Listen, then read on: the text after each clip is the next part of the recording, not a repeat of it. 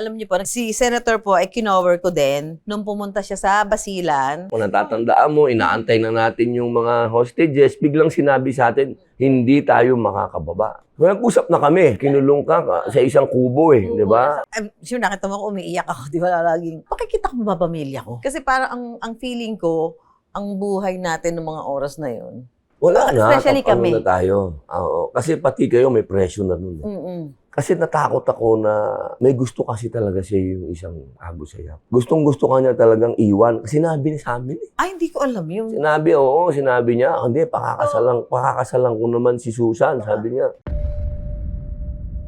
Itong recent, parang inano ka na naman, binanata ka doon sa sinabi mo na parang... Ang mga bata po ngayon, sad to say, kung kayong magagalit sa akin, ako, maraming batang magagalit siguro, pero pasensya na kayo. You are weak. Ang mga kabataan ngayon, yung kanilang mental health, no? Bakit mo ba nasabi yun, Senator? Hindi ko naman sinabi yun. Ang nagsabi nun ay ang World Health Organization. Yung mga nakikita mo ngayong sitwasyon sa kalsada, sa labas, na dahil nga doon sa matinding epekto nitong mga produktong petrolyo, ano yung naiisip mo pag nakikita mo yung mga ganong sitwasyon, Senator? Sana magamit natin ang oras namin sa Senado at sa Kamara na pag-usapan namin yung totoong problema. Maiinis ka, ang pag-uusapan, impeachment. Ang pag-uusapan, health ni Presidente.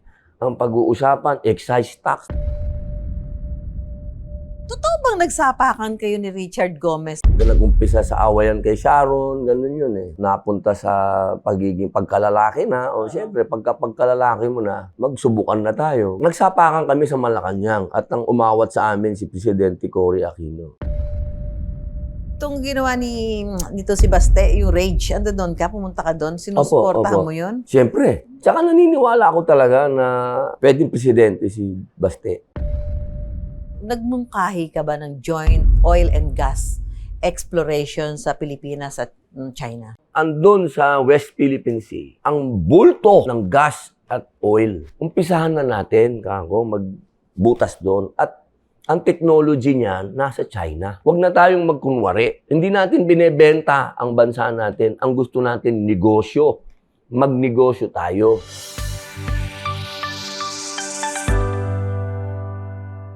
Mula sa magiging bad boy na Philippine cinema, ang aksyon dinala niya sa Senado.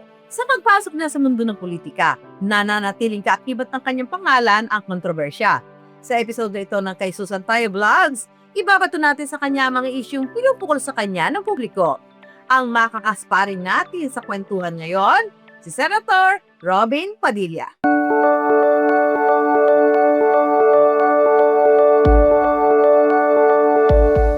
Ikaw ba yan? Opo. Ikaw lahat yan? Yan, kagagawa lang yan. Hindi naman ikaw to eh. Si Romel yan. Si Romel to. Ito sino? Si Raffo, anak po ni Kuya Romel. Ito mga to, ano ba to? Ginamit ko sa pelikula. Ginamit ko sa pelikula. At tinabi mo pa. Lahat ng gamit ko sa pelikula, binabaldo ko yun. Wow! Ito mga props sa buong passion. Oo. Tapos ito, mga ano mo, Ayan yung mga standee ko. Ito, Smart, yung Bordado, Andres Bonifacio, Kawasaki. ang galing! Ito si Mariel. Si Mariel. Diyan, tamo galit na galit si Mariel. Labot ka sa akin. Wala na kayong magagawa, akin siya.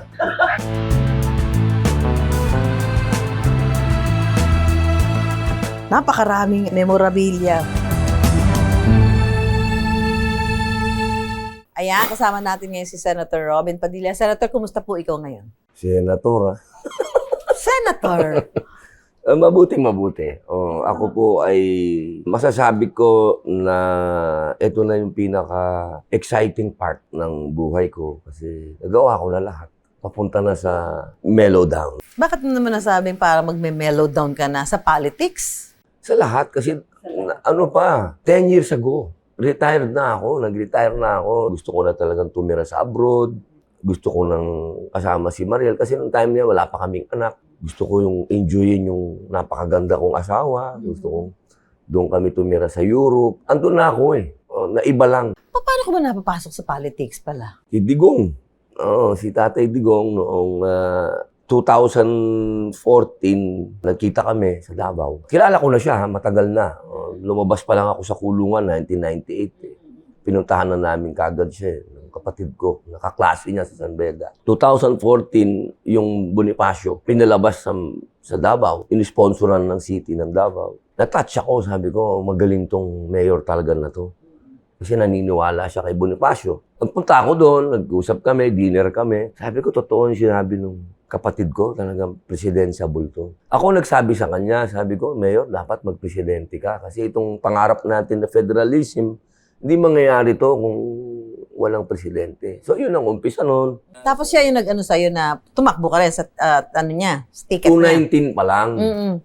sinabihan na niya ako na tumakbo ka. Sabi ko, boss, alam mo namang revolusyonaryo ako eh. Hindi ako politician. Ilang beses mo nga akong inaalok ng posisyon, hindi ko tinatanggap kasi talagang revolusyon ang gusto ko. Noong 2022, sabi niya, lahat ng pinaglalaban mo, walang makikinig sa'yo itong sistema ng gobyerno natin at hindi rin mangyayaring revolusyon na gusto mo. Doon mo dalhin sa plenaryo para magkaroon ng boses yung mga Muslim. Na-convince niya ako. Sabi ko, oh sige po. Tapos nung eleksyon, nagulat ka ba doon sa dami ng botong nakuha mo? The 2022 senatorial election garnering more than 26 million votes. Sino naman ang hindi magugulat? Wala naman akong pera. Yung mga kalaban natin, bilyon ng ginastos. Wala talaga. Pero siyempre, walang imposible sa Diyos kung gusto niya yon talaga. Number 2, tinulungan ako ng maraming tao. Pati yung mga ex-girlfriends ko, tinulungan ako. Siguro malaking bagay yon kasi walang nagsalita ng pangit sa kanila. Doon sa mga ex-girlfriend mo. Oh. Marami ba sila? Sabi nila, Ay, teka lang. Alam niyo po, si Senator Robin, nung nagko-cover ako sa Bilibid doon para doon sa Little Injection, inano po niya ako na mag-guest doon sa kanyang movie na Anak. anak ni Baby Ama. Oo, sabi niya. Hari ng Zelda. Hari ng Zelda. Ayun, Hari ng Oo. Zelda. Kailangan ko ng isang journalist, ng newscaster na credible, na alam na boses ng masa. Sabi ko, wala iba kundi si Susan. Yun ang kako, wala nang iba. Yun ang kunin natin. Yung unang sinabi, hindi ka pwede. Oh. Yun ang sinabi. Kasi Sabi ko, magpapaalam. Oo, sabi ko, wow, sabi niyo, pakiusapan niyo. Sabihin mo si Robin to, yung kasama niya sa Mindanao. Oo, kaming dalawa. Ngayon ako maniningil. Nalalo ko yung sinushooting natin. Ano bang gagawin ko rito? Anong Sabi gagawin ko kasi dito? wala ba tayong script? Oo, Sabi mo. wala script. Oo. Sabi ko, Eto, eksena. ito yung eksena. Wala tayong script talaga. Wala kaming Kinuwento ko script, lang no? sa iyo yung eksena. Ikaw na gumawa ng sasabihin mo. Eto, eksena. Magkakaroon ng riot, interview mo yung director ng Bilibid. Oo, yeah. Tanda ko, sabi ni, okay pala to kasi tipid sa tape. Tape, Kasi walang take 2. Sabi ko, perfect!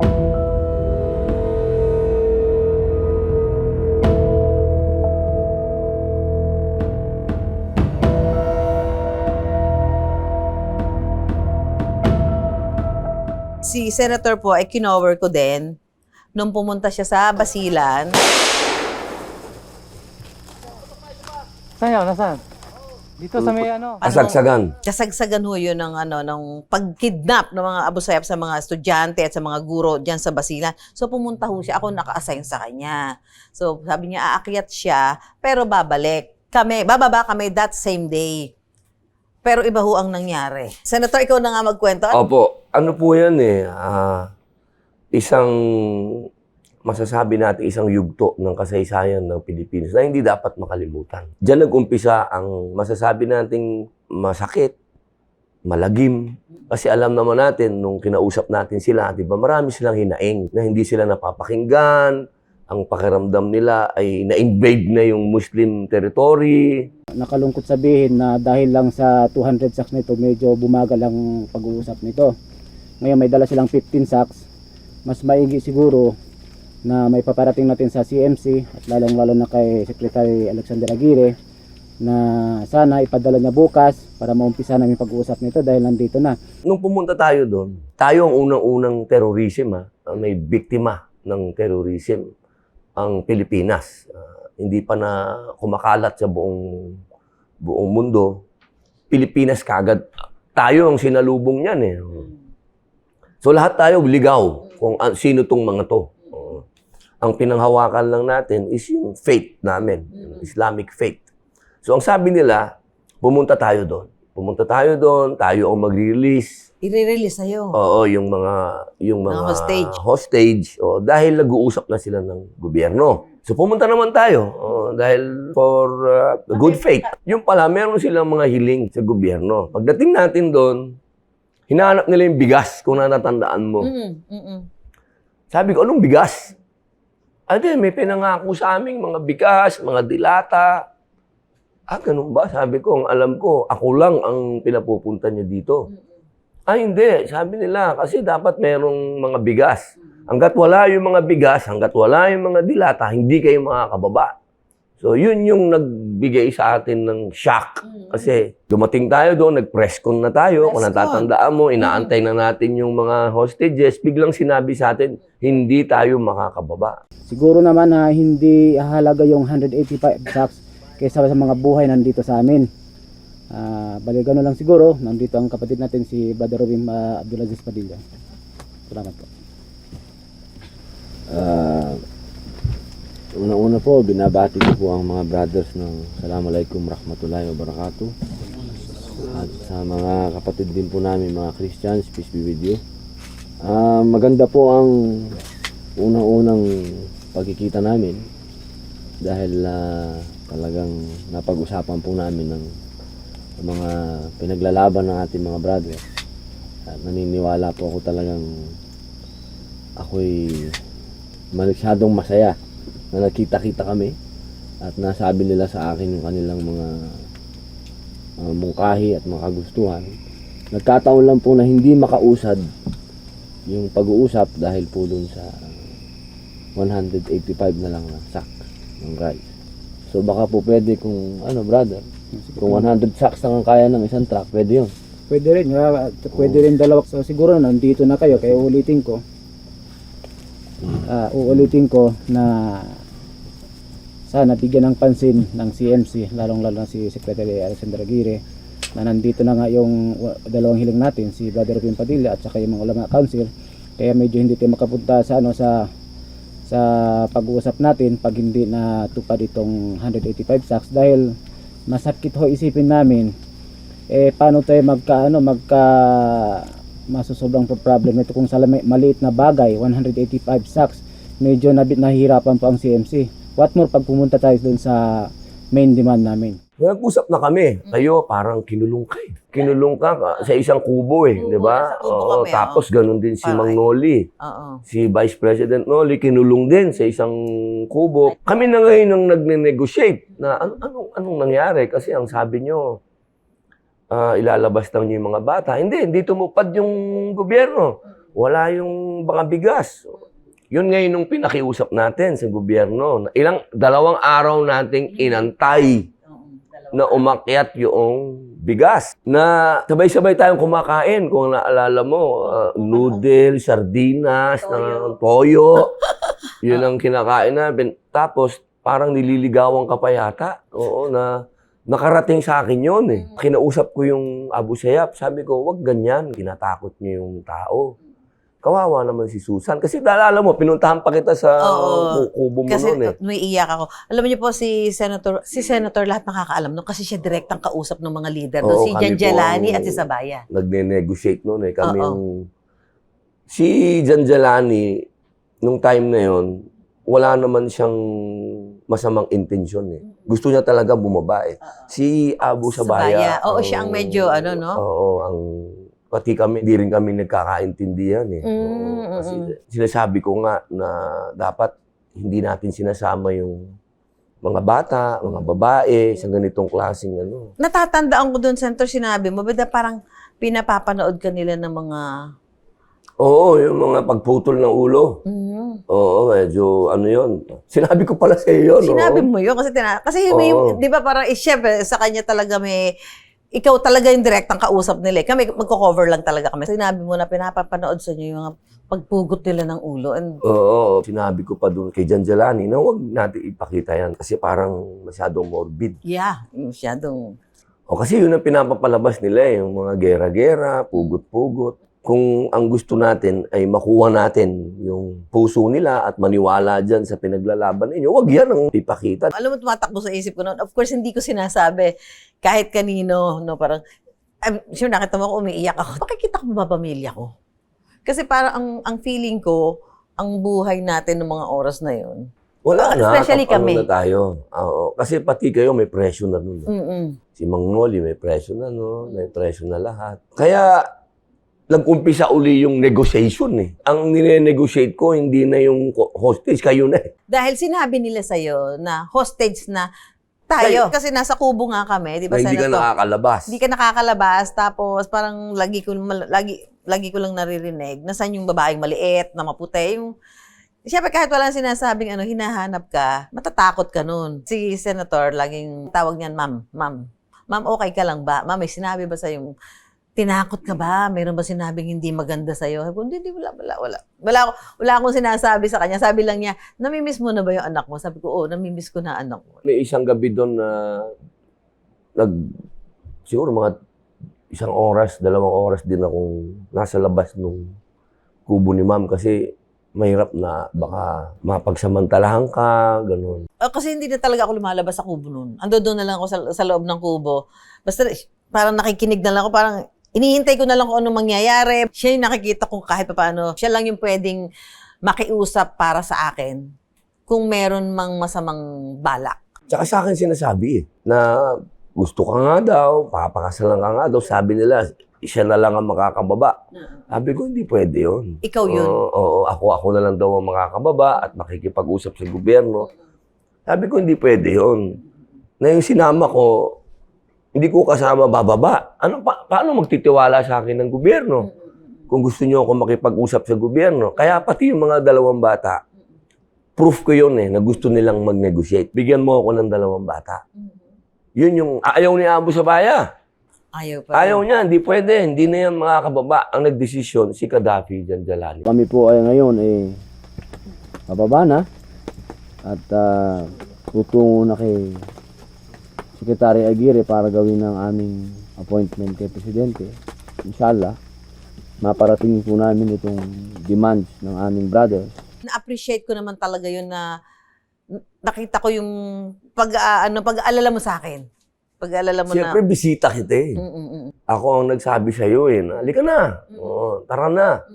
Nung ilang araw na, eto na. Bababa na tayo. Dumating na kasi yung bigas. Sabi nila, yung bigas, Yung bigas, daw, nilagyan ng nilagyan daw durog- ng durog na fluorescent. fluorescent, Talaga daw, hindi daw talaga sumusunod yung gobyerno. Yun talagang nakiusap na ako.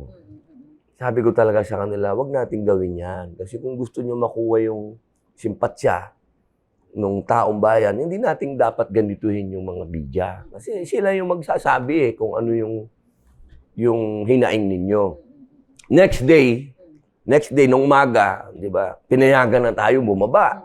Yung truck, kung natatandaan mo. Dumating yung truck Dumating na yung may truck na dalang bigas. mabababa sa atin. Alam ko, natatandaan ko yung sinabi mo noon sa akin. Sumakay ka na.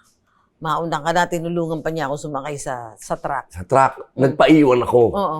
Oo, sabi ko, mauna na kayo. Kasi ayoko na mauna ako. Kasi baka pag nauna ako, pag nandun na ako, harangin na naman kayo. Kasi natakot ako na may gusto kasi talaga siya yung isang Abu Sayyaf. Ay, hindi ko alam yun eh. Gustong-gusto ka niya talagang iwan. Sinabi niya sa amin eh. Ay, hindi ko alam yun. Sinabi niya, hindi, pakakasalang ko naman si Susan, sabi niya. Sinabi din ni Kabayan. Oo. Pero ako naman parang, ano ba naman yung expect mo doon sa ganung sitwasyon, 'di ba? Pero sobrang na-appreciate ko talaga yung pag-aalala mo sa akin nung mga panahon na 'yon. Na parang kahit noon lang kami nagkasama, kino-cover lang kita. Kitang-kita ko yung pagmamalasakit mo.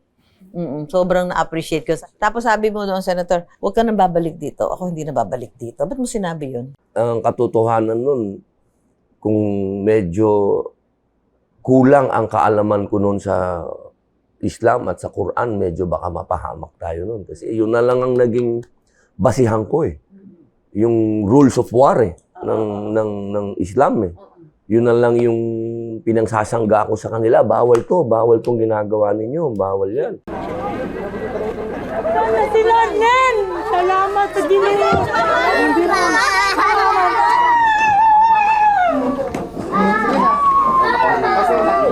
Ano masasabi niya dyan? Nakapiling niya na anak niya. Nagpapasalamat po ako ng maraming salamat po.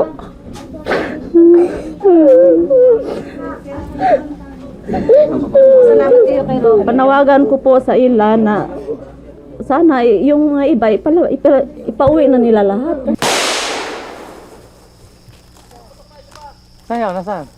Yun yung isa sa mga talagang hindi ko makakalimutan na bahagi ng aking propesyon. Dahil nga yun yung pagkakataon na parang, ang alam ko parang nalagay sa alanganin yung buhay ko noong mga oras na yon. Danger talaga yon. Ang mga bata po ngayon, sad to say, kung kayong magagalit sa akin, ako, maraming batang magagalit siguro, pero pasensya na kayo. You are weak. Hindi kayo katulad nung panahon namin na hindi kami iyakin. Natuto kami sa kalsada. Natuto kami na wag umupo, umiyak. Nung panahon namin, hindi uso yung salitang depression. Hindi ko nga alam yun kung ano yung depression. Ngayon, batang maliit, sasabihin, I'm depressed. Magulo. Kaya sana po, pag-usapan po natin ito. Merong itong recent, parang inano ka na naman, binanata ka doon sa sinabi mo na parang mahina ang mga kabataan ngayon, yung kanilang mental health, Bakit mo ba nasabi yun, Senator? Yun ang sabi ng datos Hindi ko naman sinabi yun. Ang nagsabi nun ay ang World Health Organization. Ang nagsabi nun ay ang desisyon ng California. Nagkaroon ng pagdidemanda yung mga magulang doon sa Meta. Nanalo yung mga magulang. Yun ang desisyon ng korte. Kung sana nilabas yung buong hearing kasi yun. Hindi yun statement. Hearing nga di ba? So, pinick up doon. Hindi naman nilagay yung buo. Yun lang ang kinuha nila. Public information. Kasi patungkol yun doon sa gusto natin na sumunod doon sa ibang bansa, sa mga progressive na country na pinagbabawal ang bata. So, paggamit ng social media. Yes, na ginawa na ng Australia, ng France, ng EU. So, gusto nating sundan yon. Natatawa ako kasi, sabi ko talaga naman ng mga Pilipino, sana maintindihan natin na hanggat ang gusto nyong madinig, yung mga bagay na gusto nyo lang madinig, hindi po tayo aasenso. Kailangan tayong mga Pilipino, matuto na tayong tumanggap ng kahit na masakit, kahit pangit, pero yun ang makakatulong. Gisingin tayo dapat. Ang sinabi ko, kung may nasaktan, pasensya. Alam kong maraming magagalit. Alam mo ma'am, wala kang matitrigger na tao kung hindi mo makukuha yung emosyon nila. Kung hindi tayo magsasalita ng masakit, walang magigising. Ikaw, Senator, ikaw yung public info and mass media, ikaw yung committee mo yun. Apo. Anong masasabi mo ngayon sa paglaganap ng fake news? Sobra na yan. Alam mo, ang Pilipino machismis Ang Pilipino'y mahilig sa kwentuhan. Kung wala ka namang nasasaktan, kung wala ka namang okay yan, maganda yan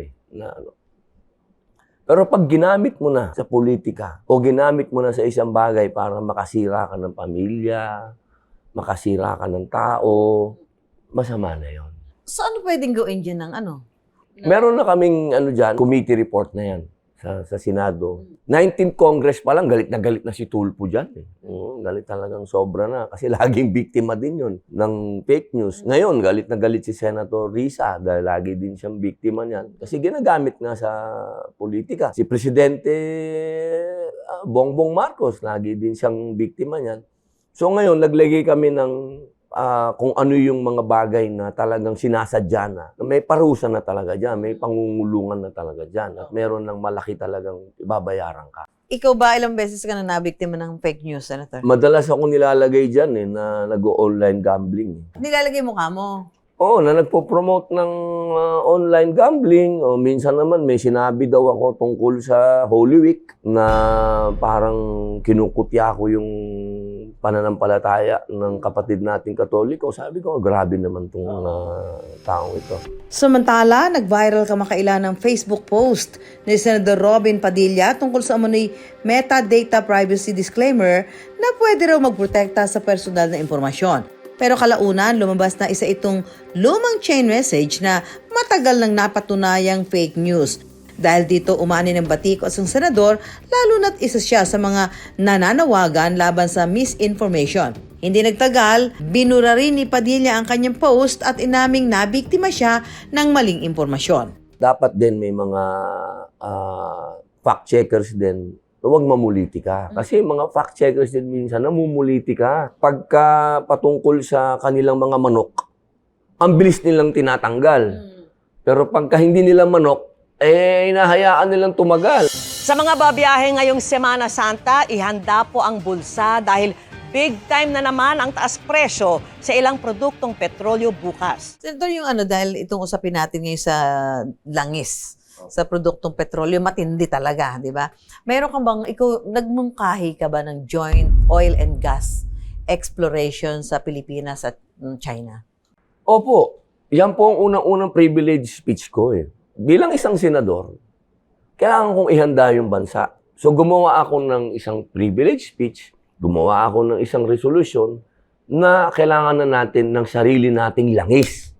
Ito na yung panahon na tayo, bigyan natin ng pagkakataon na para tayong Malaysia, Na ang Malaysia, nagkakagulo tayo ngayon sa presyo ng langis hanggang patawa-tawa lang ang Brunei at ang Malaysia dahil napakamura. Nasa 50 pesos lang yata. Tayo pinakamahal sa Asia, di ba? Nakakagulo na tayo. Sila'y patawa-tawa lang. Bukod pa sa may subsidiya sila. Mura na yung gasolina, may subsidiya pa. So sabi ko, andun sa West Philippine Sea, ang bulto ng gas at oil. Umpisahan na natin, magbutas doon. At ang technology niyan nasa China. Huwag na tayong magkunwari. Hindi natin binebenta ang bansa natin. Ang gusto natin, negosyo.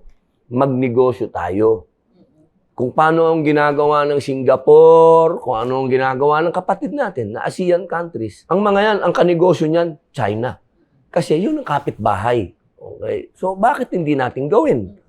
Itong mga ASEAN countries na to, in-overtaken na tayo. Okay? So, yun ang sinabi ko sa aking privilege speech. Na-decisional lang ng Supreme Court na hindi yan constitutional. Sa ating konstitusyon, 60-40. Okay? So, naging desisyon yan. So, isinulong ko ngayon na dapat magkaroon tayo ng revision ng konstitusyon. Nabuksan na natin yung ating bansa sa foreign investor. Kailangan natin makipagnegosyo. Hindi lang sa China, pati sa Russia. Wala bang mga tumututol dito ba? Dahil alam na, lalo yung mga anti-China, di ba, na baka may makompromise dito sa ganitong mga gagawin. Sana may paliwanag nila sa atin kung ano yung i-compromise. Wala naman, palagay ko naman, sa panahon ngayon naman, atin pa rin yung atin. Di ba? Wala pa naman nawawala talagang isla. Lahat naman ng pakikipaglaban doon, ako mismo, galing ako ng West Philippine Sea, nagpunta talaga ako doon. Tayo sa China, nakipaghabulan tayo sa Coast Guard doon. So nakita ko talaga. Kasi pagka pinairal natin yung mga ganitong salita lang, na puro pagiging makabayan mo ay salita lang, talo tayo dyan. Ang totoong pagiging makabayan, yung mga kababayan natin, hindi namamatay sa gutom. Yun ang totoong pagiging makabayan. Sa kabilang banda, ang joint oil exploration at usapin sa West Philippine Sea ay direktang may kinalaman sa soberanya. May desisyon na ang 2016 Hague ruling na kumikilala sa karapatan ng Pilipinas sa nasabing karagatan, kaya anumang kasunduan ay hindi simpleng business deal lamang. Kung papasok ang isang banyagang bansa, may panganib din na posibleng magamit ito para palakasin ang kanilang claim sa ating teritoryo. Yung mga nakikita mo ngayong sitwasyon sa kalsada, sa labas, na dahil nga doon sa matinding epekto nitong mga produktong petrolyo, ano yung naiisip mo pag nakikita mo yung mga ganung sitwasyon, Senator? Sana magamit natin ang oras namin sa Senado at sa Kamara na pag-usapan namin yung totoong problema. Ito na talaga yung panahon. Kasi maiinis ka ang pag-uusapan, impeachment. Ang pag-uusapan, health ni Presidente. ang pag-uusapan, excise tax na magkano lang. Na pinag-uusapan, bakit pa yung excise tax, wala pa sa diesel, wala pa doon sa gas. Ang tunay na problema, yung oil deregulation law. Yun ang problema, 1998. Tinanggal natin ang karapatan ng gobyerno makialam sa presyo ng langis. Sana gamitin namin yung panahon namin para mabago yung batas na yun, maamendahan, at kung hindi maamendahan, palitan na natin yung batas na yan kasi hindi naman nakatulong. 1998, 2026 na. Sasabihin nila na maganda yung batas na yan. Saan doon gumanda yung batas na yan? Magmula ba noong 1998 hanggang 2026, gumanda ba ang buhay ng Pilipino? Hindi naman. Ano ba ang pumipigil para magawa niyo yan ngayon? Mga oligarko! Sino pa? Diba? Ang sino bang may hawak ng presyo ng pagtaas, pagbaba ng petrolyo? Di mga oligarko. Dapat ang interest ng mga oligarko muna ngayon, iisang tabi muna natin. Total, mayaman na yung mga yan. Ang intindihin muna natin yung mga kababayan natin ngayon. Kasi ma'am, pag bumaba ang presyo ng gasolina, bababa lahat. Ito lang, Senator, meron kaming dito sa KST Vlogs, meron kaming ungkatan ng past. Pasensya ka na, ha? Huwag naman pag-ibig, baka may lumipad na... Ito lang, doon sa research namin, totoo bang nagsapakan kayo ni Richard Gomez sa Star Olympics? Meron bang ganun pagkakataon? Siyempre, bata ako. Sabi kasi ni Richard noon, ayaw mag-basketball niyan kasi lampayan. Ikaw? Oo, gano'n. Oo. Bumaba ako. Pagdating doon sa Star Olympics, siyempre, alam mo naman si Goma, tigas din yun batang bangkal din yun Di ba? Hindi naman yung pipitsugin din, di ba? Aghamon siya. Sabi ko, ba't pa tayo lalabas? Inunahan mo siya? Inunahan na. Kasi sabi niya, sa labas tayo. Hindi siya nakagante? Inawat na ni Daboy Nagsapakan kami sa Malacanang at ang umawat sa amin si Presidente Cory Aquino. So sa Malacanang nagsapakan kayo talaga? Oo. Bakit kayo nagsapakan? Kasi,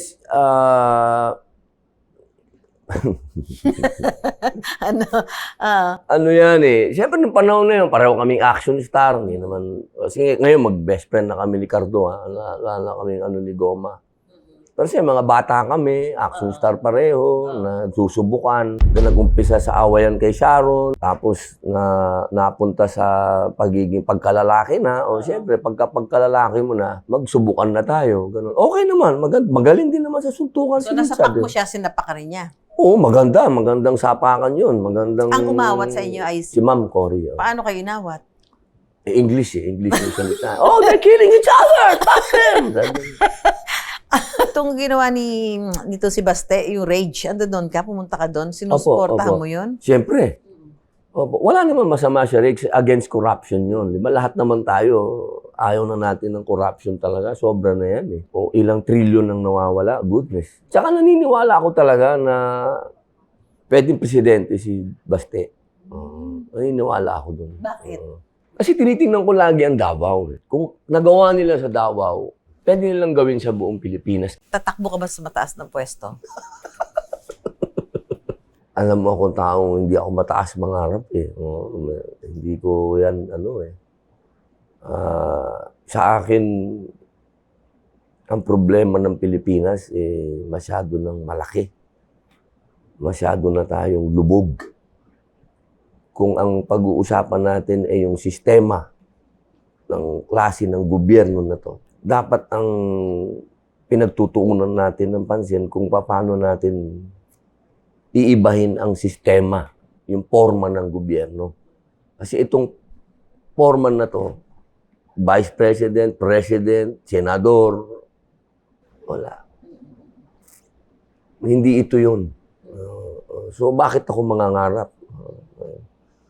So, sisipatin ko yon kung di naman din makakapagbigay ng solusyon. Hindi Paano mo ikukumpara ang showbiz sa politika? Naku, ang politika, mas maraming direktor, mas maraming scriptwriter, at mas maraming magagaling na artista sa politika. Totoo yun. Sobrang dami. Best actors and best actresses dito. Kisa sa showbiz? Oo naman, my goodness. Oo. So kung papipiliin ka, showbiz or politics? Showbiz ako. Dito mahal natin isa't isa. Oo, sa politika, hindi uso yun. Anong meron sa politika? Paano mo Dog eats dog. Ang away sa politika, hindi parang sa away sa showbiz. Ang away sa showbiz kasi, totoong away yun. Pwede kayong mag-abot, pwede kayong, sa politika, hindi eh. Sa politika, ang pag-aaway dyan, may kinalaman sa interest mo. Di ba? Halimbawa kami, sa Senado, meron kang sinusulong na batas. Pag yung sinusulong mong batas, hindi makakapabor sa interest nila, sa baba pa lang nun, yari ka na. Ibig sabihin, doon pa lang sa secretariat, doon pa lang sa... Yung bill mo, hindi tatakbo. Halimbawa lang, ang bill natin ay para sa mga katutubo. Kasi yun ang aking yung isa sa mga committee. Ang gusto ko, ang mga katutubo ay magkaroon ng tamang share nila sa kanilang mga lupa. Pero dahil tatamaan nung bill ko, yung mga oligarko, hindi tatakbo yung bill ko. Pero pagka pabor sa oligarko, bilis nun. Bihira ang politikong masasabi nating kaibigan. Sa showbiz, meron pa akong mga kaibigan. Sa politika, pag kinain na ng kapangyarihan, yari ka na. Shoot ka na rin. Okay, Senator, thank you. Sa napaka punong-puno ng kwento, excitement. Senator, hindi, thank you talaga.